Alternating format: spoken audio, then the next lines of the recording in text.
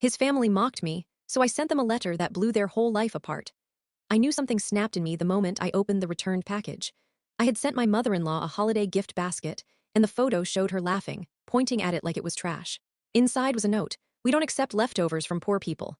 My hands shook. My husband called minutes later, laughing. "Babe, you're too sensitive, Mom's joking." But then I saw his family's Facebook comments calling me bargain bin energy.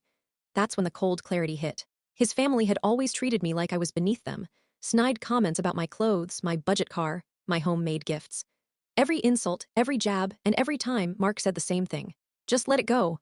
I swallowed it because I loved him, because I thought marriage meant patience. But this time, they humiliated me publicly, and he still chose them.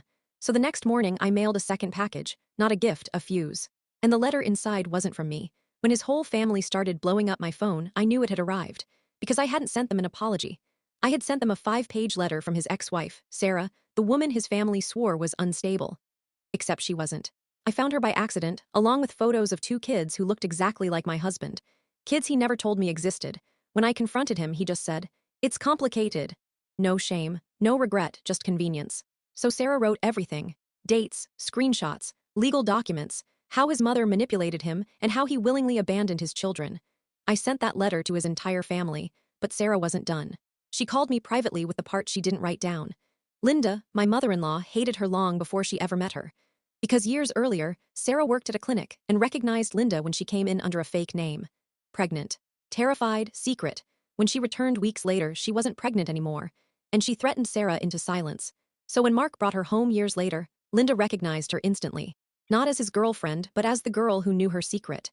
And here's the final hit: Mark didn't abandon his children because he was pressured. He did it because he wanted to. He told Sarah, "Kids aren't part of the plan." Ever, he planned to lie to me forever while knowing I wanted them. That's when I stopped crying and started planning.